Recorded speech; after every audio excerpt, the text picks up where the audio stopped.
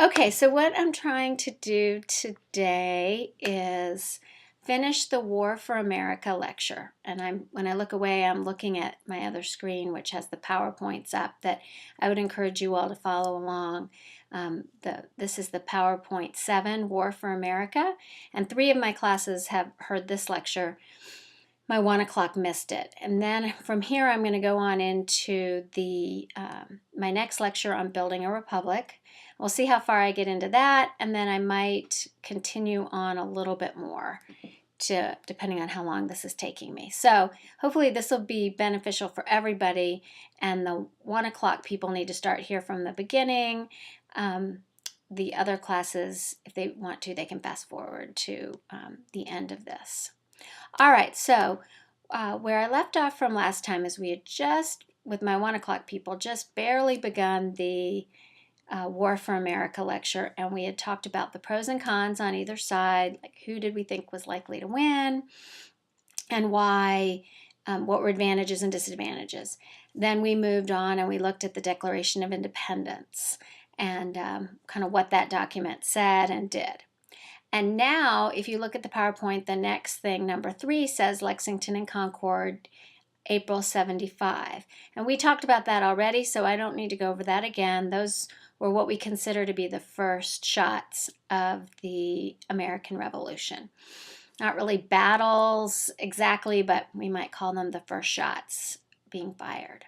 And then number 4 on the PowerPoint says New York and New Jersey campaigns.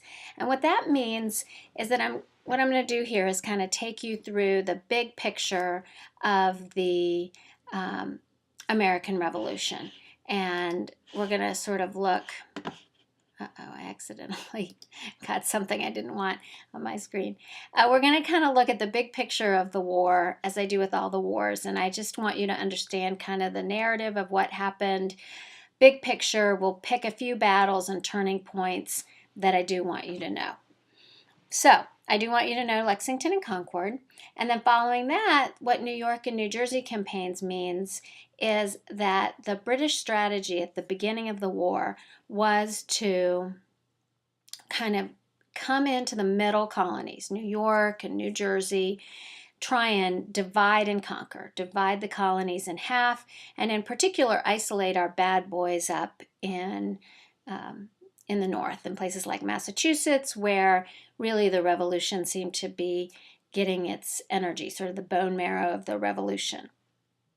And so that was kind of the British strategy. They thought they'd come in there and they'd put down the rebellion in a couple of months' time. And as you know, that doesn't happen. What ends up happening is that the war drags on and on and on. And if we were kind of going to map out these early battles in these first couple of years, you know, we would see that the British were winning a lot more than the Americans were. And there were a couple cool victories for the Americans, some really famous ones in New Jersey, for example, where George Washington beats the British. But this happens on Christmas Eve, and then the next day, by Christmas Day, the British have pretty much taken over New York. So on the whole, the British are winning in these early battles more than the Americans are. But things are not going well for them. They're still very frustrated that this isn't being put down in a couple months' time. It's taking a lot longer than they thought. And this is really Washington's brilliance, is that he's just going to keep the war going and essentially wear the British out. So, since these early battles really aren't succeeding in winning the war, and by the way, that's a really common problem in colonial warfare. If you know anything about the Vietnam War, you could see a comparison there, that in Vietnam, the Americans came in with greater military power, extraordinary force, and yet they weren't able to effectively really win and end the war. And that's because you can win battles, but the people there don't start saying, oh, well, we've changed our mind. We really want the Americans to be in charge. We're look at this differently. And in the case of the Revolutionary War, the Americans continued to dislike the British very much. And they didn't say, oh, we've changed our mind. We want to go back to having England in charge of us. So With that, the British came up with a strategy to go south, and that was the second strategy, or the Southern strategy. Now, before I get into that, I do want to mention that it was really difficult for the Americans to continue to sort of drag on this war where they weren't winning. Their men were in very difficult shape, most famously during the winter of 77 and 78, and you have an image of this in your PowerPoint. George Washington and his men had just one of the most terrible winters. It's legendary. Many of the men died of hunger, of exposure to the cold. Lots of them didn't have shoes. There were stories of there being blood in the snow because things were so bad and their feet were so exposed. So it was bad. And there's a 5-minute video that I do want you guys to watch about George Washington and that long winter. But one of the things that really does help the Americans in this critically low, bad time was the alliance with France and, to a lesser extent, Spain. So, and that's mentioned in this video, that just when things were getting so bad for the Americans, they got a really incredible, helpful shot in the arm from the French. The French came in, thanks to our first Secretary of State, who sailed over there and got the French to come into the war on the American side. And that man, of course, was, do you know? It was Benjamin Franklin. So he's the guy who's everywhere we need him to be in the 18th century. So at this critically low time, France helps a lot because they provide this life-saving injection of men and weapons and food and clothing in terms of uniforms and money, just everything that the Americans really needed to continue the war. And so that did happen around this time, which was really important. So, meanwhile, back to the British. The British are frustrated that it's not going well. This idea of divide and conquer from the middle is failing. So their second strategy is to come to the south, where they know they have more loyalists. And their idea is that they'll come into the South, they'll give arms or weapons to the loyalists who are there and say, here, you take over control, and on behalf of Britain, establish control over these colonies. And there were lots of loyalists in the South. So they did quickly officially take places like South Carolina and then Georgia. But they ended up creating more chaos and less stability because the men who said, hey, I'm a loyalist, give me weapons, I'll go kill some patriots. In many cases, those men were doing that not because they really loved England or because they really wanted England to win the war.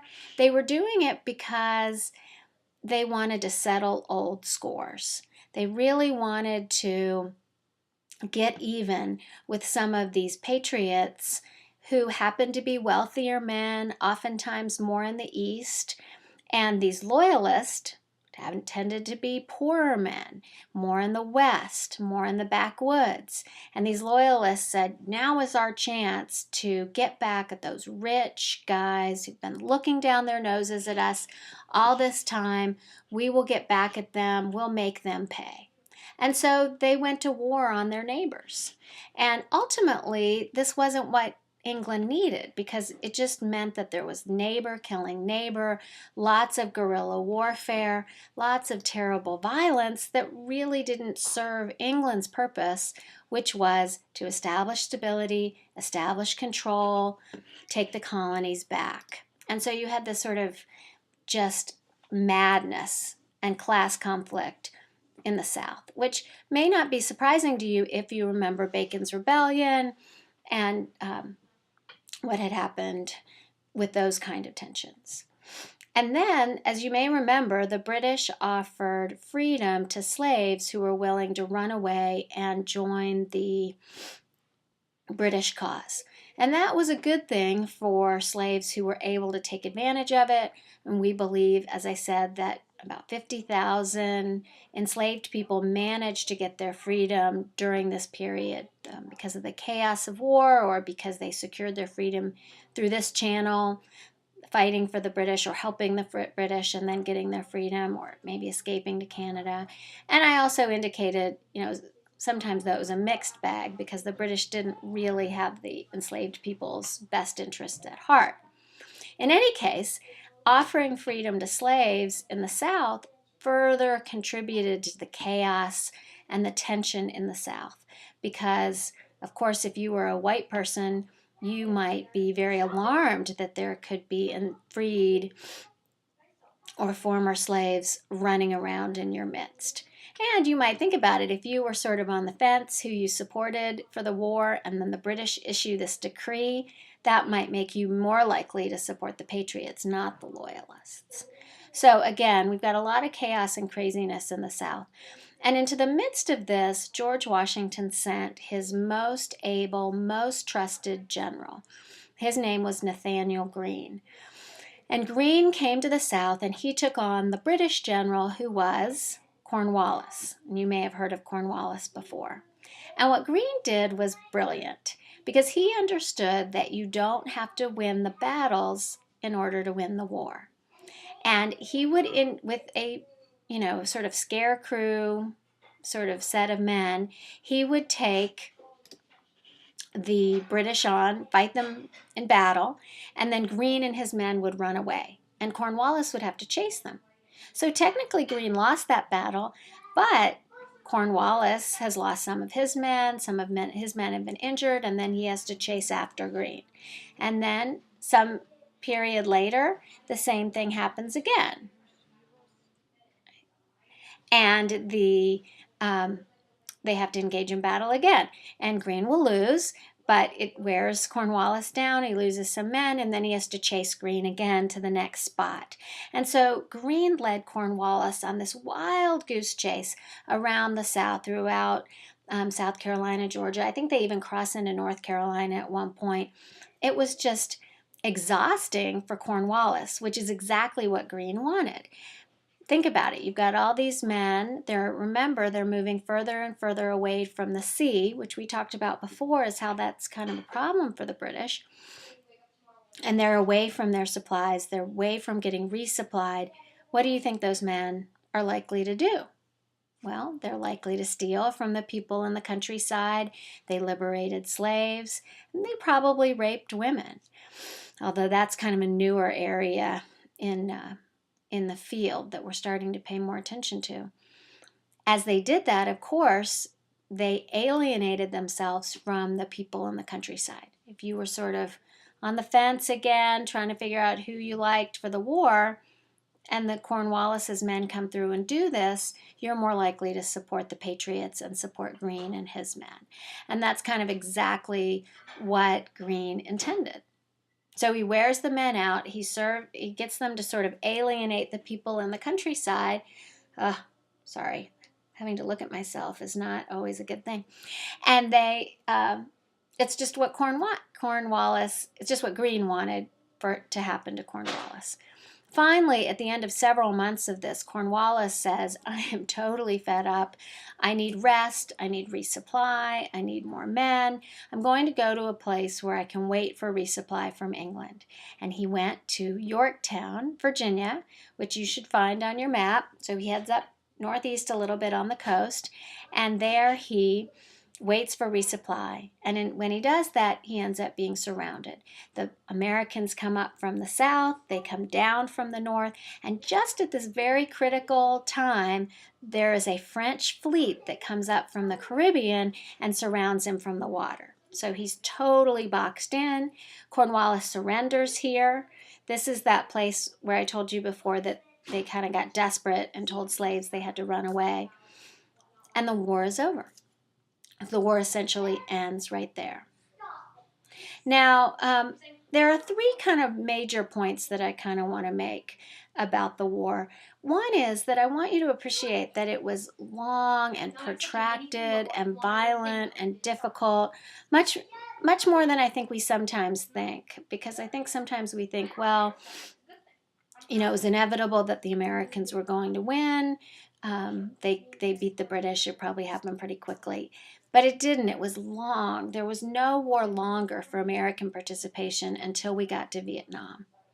And as I indicated, particularly in the South, there was just this really difficult, bloody, ugly, violent guerrilla warfare going on.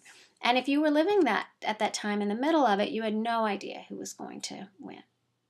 The second big point that I want to make is I want you to appreciate that it's probably more accurate to say that the Americans, that the British lost than it is to say the Americans won, because the British did just get worn out over time, which was Washington's strategy.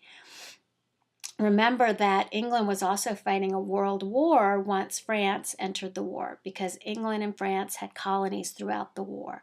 So that was really going to stretch British resources as well.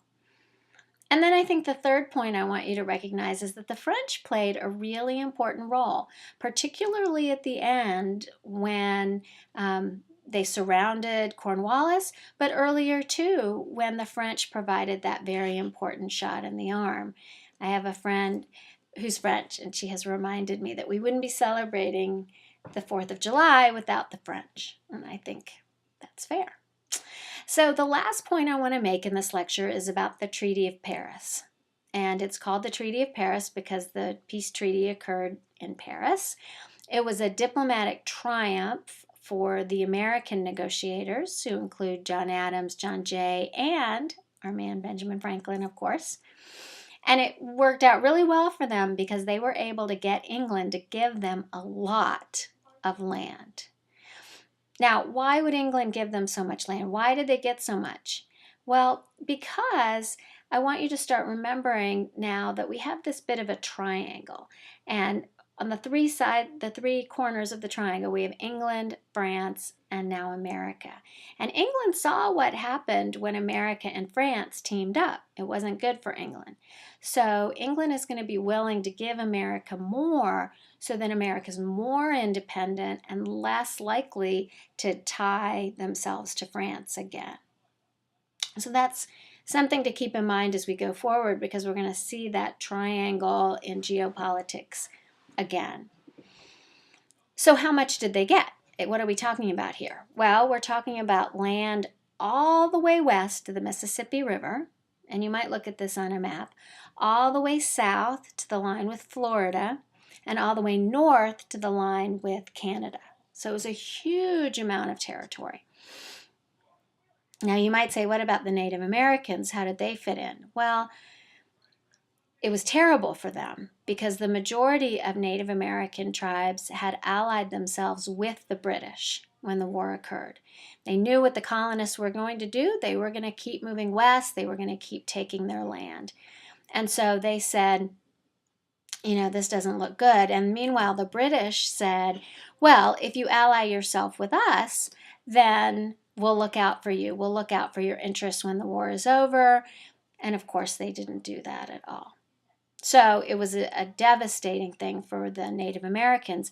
And if you look at the maps that we have in our classroom or the maps online, you can see the settlers hadn't really gone that far compared to the Mississippi River. So they were going to be going forward taking over so much Native American land. And that's kind of part of where our story is going to go.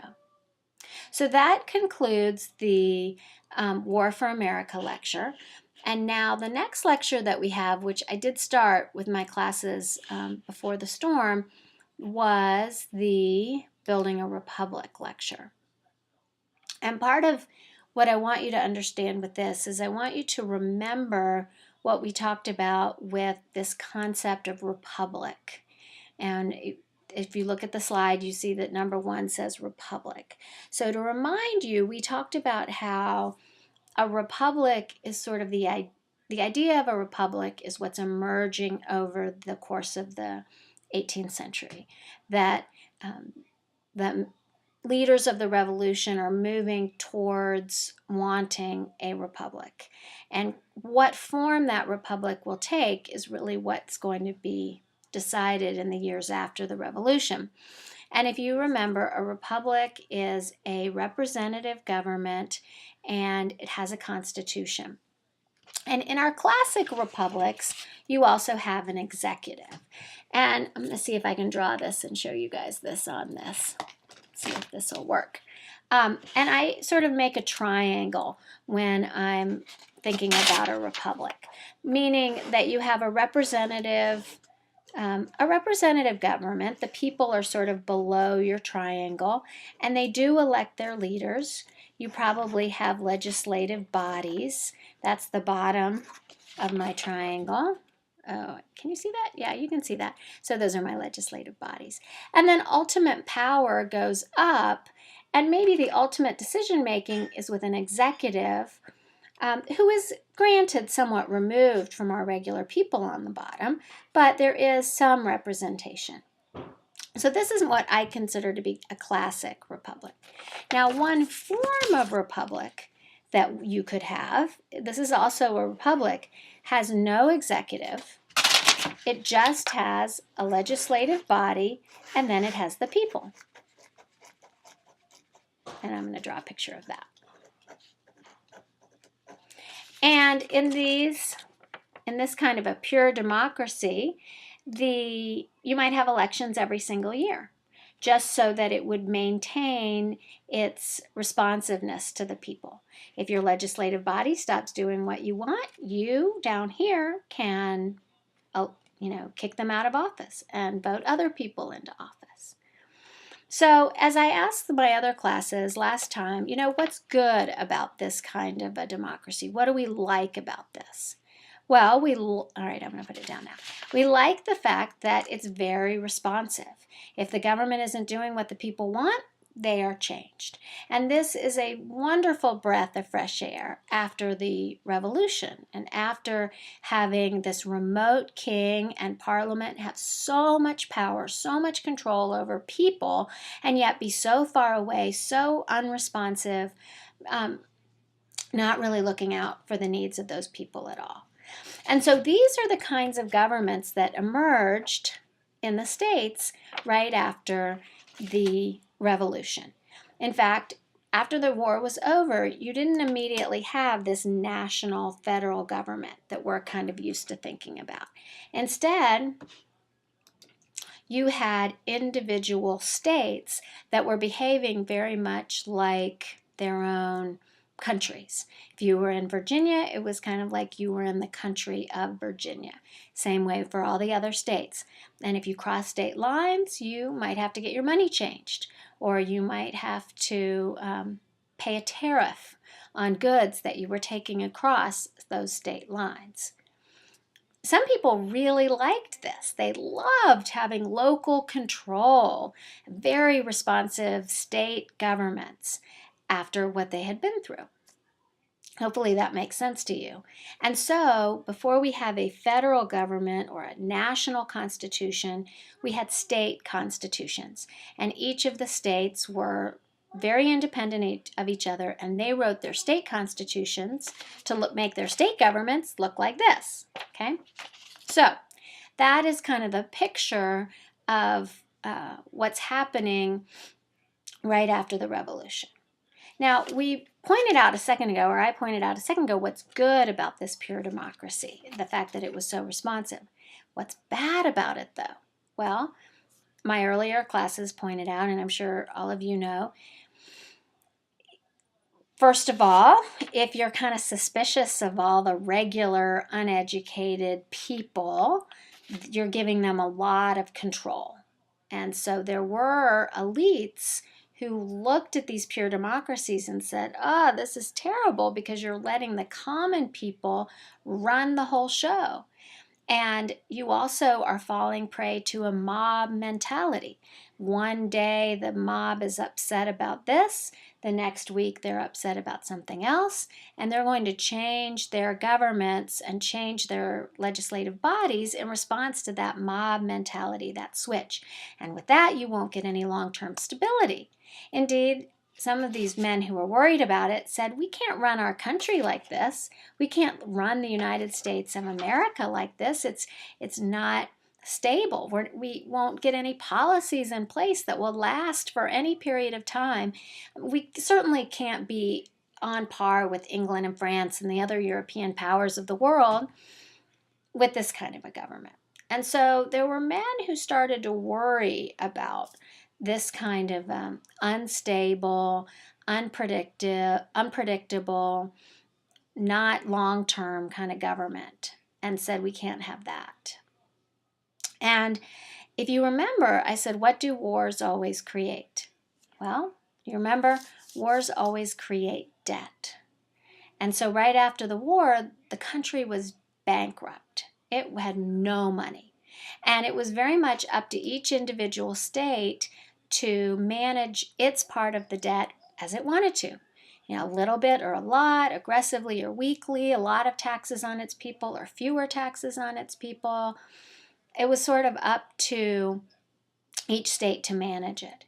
And again, these same men I was talking about a minute ago who were worried about that, about the problems with these pure democracy kind of governments, were also very worried about the debt. One of the men who was so worried about the debt that we'll be talking about was Alexander Hamilton. And Alexander Hamilton was a businessman, and he said, oh my goodness, you know, we want America to be open for business. America can be strong if it has strong manufacturing, but to have strong manufacturing and strong business, we've got to deal with this debt. It's kind of like if any of you, after Georgia State, want to open your business and you go down to the loan officer at SunTrust and you say, I'd like to have a loan to start this business. I have a great idea. And the loan officer says, well, do you have any debt? And you say, yeah, I got a lot of debt. I got credit card debt. I've got a car loan. I've got student loans. Mr. Loan Officer is going to say sorry, or Mrs. Loan Officer is going to say sorry. So that was the problem that America faced with having this enormous debt.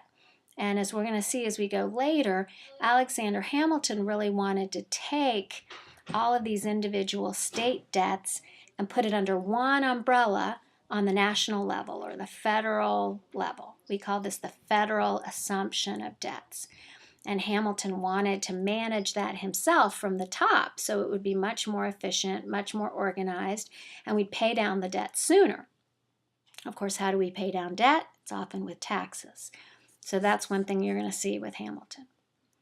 And so there's emerging this divide in America. And for those of you who saw the lecture, I put a chart on the board, which I can put on the board when I'm back in class, of those who really liked the local control, liked the pure democracy. We're going to call those people the anti-federalists. And those people who were worried about all of this local control, the states having so much democracy, worried about the debt, and really wanting a stronger federal government to be in charge of these problems. And we're going to call those people the Federalists. So if you remind me in class, I'll kind of map that out on the board so you can visualize it a little bit better. Now, there's going to be an event that is really going to scare those Federalists, and that event is Shays' Rebellion, which I want to talk about next. Before I do, though, there's one more thing, as you see on the slide, that says Articles of Confederation.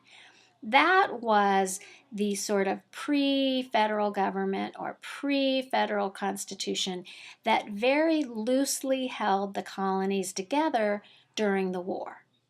So you had to have some central authority, some body from the top that would control everything, or else you couldn't get through the war. So if you can imagine, what would you need this central body at the top to be able to do? Well, you'd want to make sure it could even requisition men from the states. So it could say, Georgia, you've got to send 5,000 more men, and Pennsylvania, you've got to send 3,000 more men. It could also contract alliances with Native Americans, or appoint diplomatic officials, or conduct diplomacy. They've got to have someone to say, okay, Benjamin Franklin, you go to France, see if you can get France to join us. It also could appoint military leaders, because you needed to have some central authority that says, okay, George Washington, you're our guy to lead the army. So that was kind of all the stuff that the Articles of Confederation could do. But the really big thing that the Articles of Confederation could not do is tax or even regulate trade, because people were very sensitive about how England had regulated trade in the colonies in a way that hurt the colonies. So that's what the Articles of Confederation could not do. And of course, since I just talked about this debt problem, that wasn't going to be solved with the Articles of Confederation. And then there was an event that really, those Federalists I talked about a minute ago, and that was Shays' Rebellion. And Shays' Rebellion, I'm trying to see if I have it on here. Yeah, it's on the third slide. Happened in 1786. And that was when you had a bunch of angry farmers in western Massachusetts again. And this time, what they were upset about was that Massachusetts actually had pretty high taxes compared to some other young states. And the farmers felt that they were having to bear an unfair portion of the burden of these taxes, and that the taxes were hurting them so much, and many of them were losing their farms to foreclosure, and they had a very creative solution. They had learned from the Revolution how to deal with taxes that you don't like, and some of you may remember that in Boston, Massachusetts, when they didn't like the stamp tax, what did they do? You remember? They burned the stamp collectors in effigy. So these guys out in the West had a creative solution. They took their pitchforks and whatever else they had, and they marched on the local courthouses in Western Massachusetts. And they closed the courthouses down. Why would you do that? Can you imagine why you would want to close the courthouses down? It's because you can't have foreclosure proceedings if the courthouse is shut down. And they stopped the foreclosure proceedings. This sent a very powerful message to that legislature that's back in Massachusetts. Remember, that looks like this? That legislature got the, how can I do that? Got the message loud and clear. Uh-oh, we have a big problem here and we need to respond to it. And so when they got back into session, they changed some of the laws, they changed the tax policies, they lowered some fees, they gave the farmers what they wanted. Yay for democracy, right? We think this is fantastic. This is exactly what democracy is supposed to do. The government is responding to the people. So in a sense, yeah, it was a huge success. This worked. But again, remember those Federalists, the men who are worried about the long-term economic stability of the country. And these Federalists, again, they're not really poor farmers. They tend to be wealthy men, men with property, businessmen, and they see what happened in Western Massachusetts as a very bad sign. Because they would say, we can't run our national country like this. We can't change our policies just every time a bunch of angry farmers run on a courthouse. And so Shays' Rebellion was a real wake-up call, particularly for those Federalists who had been thinking, we're going to need more federal control, less of this and more of this. And so after Shays' Rebellion, you had 55 representatives who went to Philadelphia from all of the now states, except for one. I think one state didn't go. And their original goal was to change, to alter, to fix those weak Articles of Confederation. But what they ultimately ended up doing was, first of all, they shut the doors and they shut the windows and they made their proceedings secret because they didn't really want anybody to criticize what they said or kind of how they made the sausage, if you will. Although I'm not saying the Constitution is sausage, but, they knew it would be messy and they didn't want to have to watch every single word and be criticized. In any case, after this very difficult summer where nobody knew what these men were doing or what their decisions were, they ended up totally scrapping the Articles of Confederation. They threw it in the trash can and they started over. And they made the blueprint for our government that we have today. And they wrote the Constitution that we have today. And Does our government look like this? You know, the democracy? No. Let's see if you guys can see that. Our government really goes back to the triangle that I talked about before. Let's see. Can you see that? Right? Because we have the people at the bottom.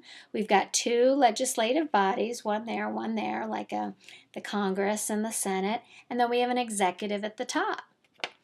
And there were a lot of men who said, wait a minute, this looks way too much like England. This looks way too much like what we just fought against. Back then, we have two legislative bodies. Back then, people couldn't even elect their senators directly. The senators on the national level were appointed from state legislatures. And the only body in this system, oh, this is bad. I don't know if you guys can see it. There we go. The only body that was really representative, we'll say it's this one over here, is Congress. And yeah, guys could elect congressmen directly, but the ratio of congressmen to people was about 1 to 55,000. So it's not that responsive. And are people electing their president directly? Not exactly. As we've seen, generally the popular vote and the electoral college vote match, but not always. And so if you don't know what I'm talking about, the president is really elected by the electoral college, which how many people you have in the electoral college depends on the population of your state. But again, it's not direct at all. And then, of course, they established a judicial branch, the courts. But at the highest levels, is the court directly elected by the people? No, it's the president who elects the Supreme Court. So there were a lot of Americans who were just enraged about this new Constitution. They couldn't believe it. They thought it was a betrayal of what they had fought the American Revolution for. And they were very disappointed. And so they said, we're not going to support it. And the way these men, the 55 men who wrote the Constitution, had set it up was they said that if we can get 9 of the 13 states to support it, then it will become the law of the land. And so these men, who, by the way, were really great speakers and really great writers and orators, they would go to the state houses in each of these states and make their case for why the Constitution should happen, why it should go forward, why they should support it. And they answered the criticisms that the critics had and the Anti-Federalists had. So one of the criticisms that the Anti-Federalists had was that the Senate was set up with 6-year terms. If you like changing your leadership every year, then they said 6 years, that's ridiculous. That's like creating an aristocracy. That's way too long. And the Federalists who had written the Constitution said, I know, 6 years does seem like a long time, but, senators are going to be dealing with international affairs, complicated matters of state. They need time to get into the office, to understand what they're dealing with, and then to make policies and see them through. They need time like that.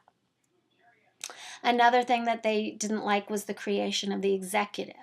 So one of the things that the Federalists were able to do was get George Washington, who was the war hero after the Revolutionary War, to come out of retirement and be the first president.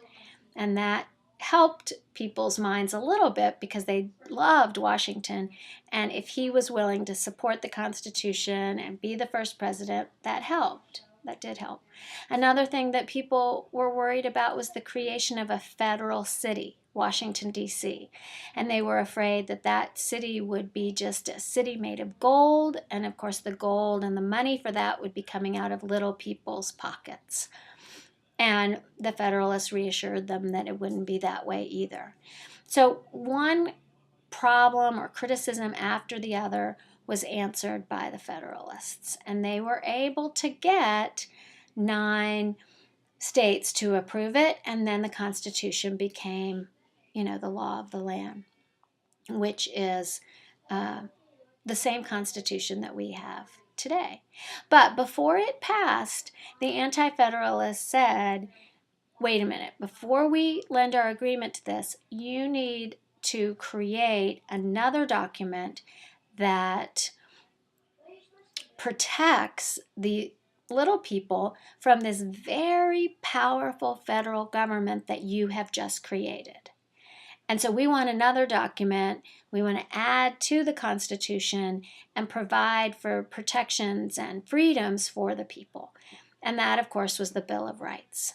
So we really have our Anti-Federalists to thank for our Bill of Rights, establishing that people have freedom of religion, trial by jury, freedom of assembly, freedom of the press, freedom of speech, all of these things that were very important as a way to protect individuals from this really big government that it seemed, or at least powerful government, that it seemed had just been created.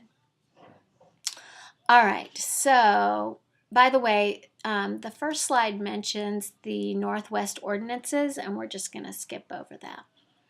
So the last slide in this lecture says limits to republicanism, and it says the Slavery Compromise.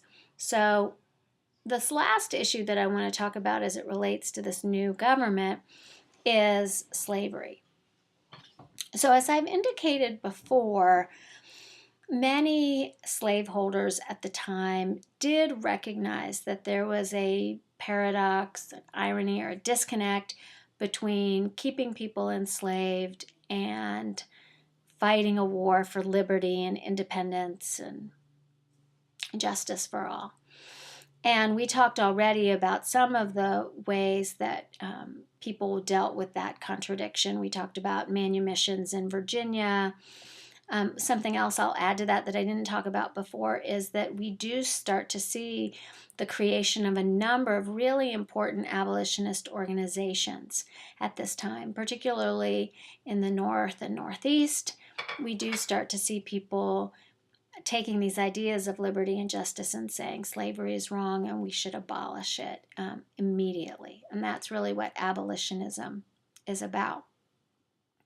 Also, at this early stage, a number of state governments in the North, granted states that aren't dependent on slavery in the same way, wrote into their state constitutions that they would abolish slavery or provide for its abolishment over time. So we are now starting to get states that are what we're going to call free states that don't have slavery, and then slave states. And if you look really carefully at the language of the Constitution, you can see that the northern and southern states were already, at this early stage, 1787, are already making compromises over slavery. It's already a problem that they have figured out. They figure out how to deal with. One of the most infamous, and by the way, you guys, infamous is when you're famous for something bad. Famous is when you're famous for something good, generally. But I have a lot of students who misuse the word infamous. One of the most infamous compromises in the Constitution is known as the 3/5 Clause. And this had to do with how you would count enslaved people when you were figuring out how many representatives you got in Congress. Your representation in Congress, you may know, is based on your population. Your representation in the Senate is standard. Everybody gets 2 senators, and 2 because they wanted to provide for the opportunity for those 2 people to disagree or have 2 different perspectives represented in the Senate. But in the Congress, again, it's based on population. So, of course, slave owners would say, and southern states generally would say, we should get to count our slaves. They want to do that so that they have more representatives. And the northern states would say, no, that is absolutely not fair. You cannot count enslaved people. That gives you an unfair advantage. And so the compromise that they reached was the 3/5 compromise, which meant that 5 enslaved people would equal 3 free people for purposes of representation. So they were able to count them, but they weren't able to count them equal to free people. So that is the first, and it's I think is one of the hardest ones for people to deal with, this sort of concept that somehow the enslaved people were 3/5 of a person. The second compromise that we see, and it's not made terribly explicit. I should mention too that nowhere in our Constitution do we find the word slave or slavery. You have to look at the language very carefully and sort of see how it's veiled, see how things are written. But I think it's really good that our founders did not codify the word slave or slavery into our Constitution. I'm really amazed that we can still use this document, that it has worked so well for us for so long. And I'm not really sure that it would work as well for us, or that I could be so happy about it if it had that kind of language permanently codified in it. And I don't, that wasn't an accident. There were those who hoped and assumed or planned that slavery would die out eventually. And so they didn't want to have this kind of language in this document that was supposed to last forever, or whatever forever they could envision forever to be. So again, back to the compromises that we see about slavery in the Constitution. The first one is the 3/5 clause. The second one has to do with the slave trade. And by this I mean the international slave trade. If you were someone who was opposed to slavery, then you would want that process of kidnapping Africans, bringing them to America in this horrible Middle Passage, and then being sold as slaves here. You would want that international slave trade to stop immediately. But if you were someone who was dependent on slave labor, you might want that process to continue, so you could continue to import labor, if you will. So the compromise that was reached there was that international slave trade could continue for 20 more years, but then it would have to end in 1808. And that's really important for what ends up happening to American slavery, because what we're going to see, and I'll talk about this later with slavery, is that slaveholders in America have an incentive to, some incentive on some level, in some places at least, to keep their slave populations living and procreating. And so it's that closing of the slave trade, not being able to import anymore, will affect how slavery, the institution, is done in America compared to other places.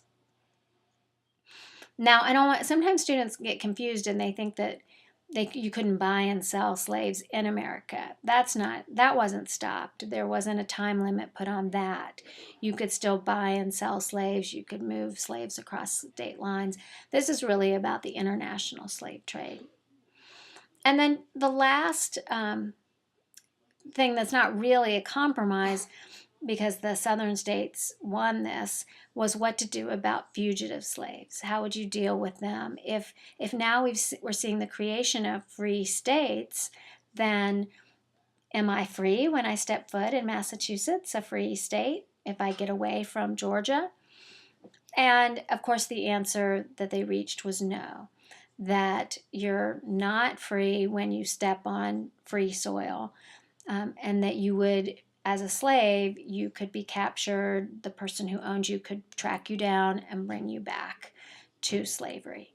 And there were some slaves, as we know, who did get away, and they lived as free people in the North, but they were always fugitive slaves. I mean, they were running away. They were always worried about getting captured. So one of the questions that we could ask is, to what extent did the Constitution bolster slavery, allow it to continue, allow it to destroy lives, foster it, support it?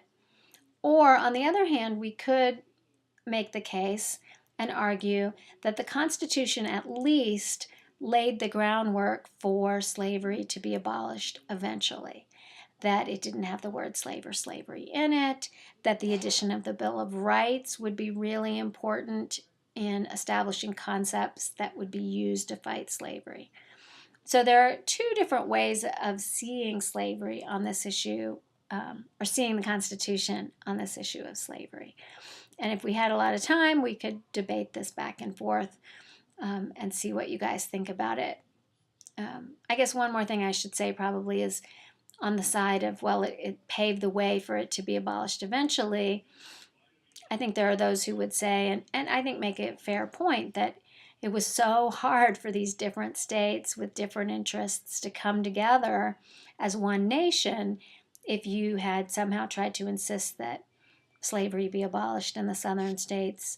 I think it's hard to imagine how these states would have come together. Okay, so I've been going 50 minutes. I think I want to look now at the next lecture just for a few minutes, and that is the lecture that's entitled Republican Ascendancy.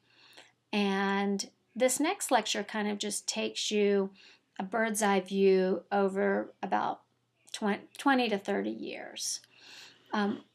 One of the things that's mentioned at the top is Eli Whitney inventing, well, it says Eli Whitney 1793. What that is talking about is that right around this same time, just a little bit after the Constitution, Eli Whitney was a Northerner.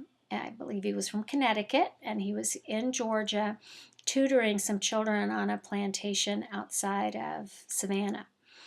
And he saw that it was just so laborious and so time-consuming to, once you pick the cotton, to get the little burrs or those little sticky things out of the cotton. And that was taking enslaved people whom he was watching, but anybody who picked cotton was having to deal with that. And so Eli Whitney invented a sort of cotton gin where you could put the cotton in and sort of turn this gin, and it would come out the other side without those little sticky burrs in it. And that really transformed the cotton business in the South and made it possible for Southerners to grow enormous quantities of cotton. And you might say, well, was there the demand for it? Absolutely. I mean, the timing was really interesting because there was a huge demand for cotton in the North and also back in Europe. And so what we see after 1793 is that the cotton production is going to take off in the South, and so is the population of enslaved people. That too is also really going to take off. And that's one of the interesting ironies and something that's worth exploring about American slavery is that the population does reproduce itself here much more than anywhere else, and that population increases at the same time that cotton production does. And as we're going to see later, it also coincides with movement west and the acquisition of new territory. Because as we saw, remember, the Americans have just acquired all of this territory to the west through the Treaty of Paris. And so there is going to be movement west. And then there's also going to be movement west because we're going to see the Louisiana Purchase, which I'm going to get to in a minute. But that's going to mean more territory as well. So let me just start the first couple of slides of this next lecture, the Republican Ascendancy lecture. And on the second slide, you see George Washington, and it has the years of his presidency there. And then it says Bill of Rights, and that's because the Bill of Rights were added during Washington's presidency. Interestingly enough, it's Madison who is the main author of the Bill of Rights. And I say that's interesting because, remember, I said he was kind of on the Federalist side when I was, for those of you who saw it, when I was drawing our two columns for Federalists and Anti-Federalists. And then it says Alexander Hamilton, Secretary of the Treasury.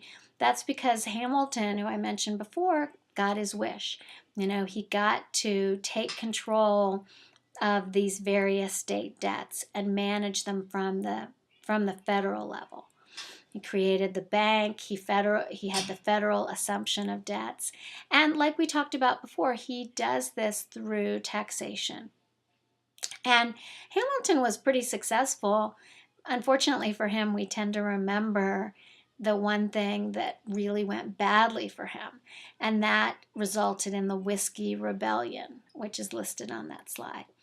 So what happened with that? Well, Hamilton had one tax that faced a lot of resistance, and it was a tax on whiskey or alcohol, which, you would think that those generally go over okay. People sort of accept sin taxes, as we call them. But the problem with this one was the fee was being taken when these farmers were bringing their excess grain to the distillery to be turned into alcohol. And we've already seen what happens when you anger these farmers. So the Whiskey Rebellion wasn't really, there weren't any pitchforks, there wasn't a lot of violence. It was just widespread refusal to collect this tax on the part of the farmers. They just wouldn't do it. And it's kind of, why do we care about it? Why do we talk about it? I think historians point to it because it sort of reveals that the American people are going to push back if you push them too far. And it was seen back then as an important event because we have this fragile new government, our first president, and the American people are refusing, some of them are refusing to do what the federal government is saying they have to do. So it could have been a really bad situation. In fact, I believe this is the one time in history that I know of, in American history, when the president kind of gets on horseback and he and his army go out to confront the people. And by the time he gets there, the farmers have dispersed. There's really no one to confront. But can you imagine how it might have gone differently if, he had to engage in some sort of aggression or violence against his own people? I mean, that might change how we think of Washington. But that didn't happen. And the important thing for you to know in my class is that this was an example of the people pushing back and the sense that the government could only push them so far. So that's kind of all you really need to know about Washington's presidency, aside from the other fact that I said before, which is that, he might not have really, or I hinted at this, he might not really have even wanted this job. He kind of, I think after the war, wouldn't have minded going back to Mount Vernon and hanging out with his horses. But for the sake of the country, he lent his support behind this new government and became the first president. Then his vice president became the next president, and that was John Adams. And John Adams had only one term.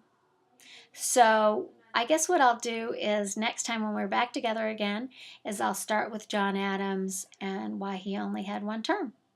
All right, so thank you for listening. I hope this was helpful, and we'll keep going next time.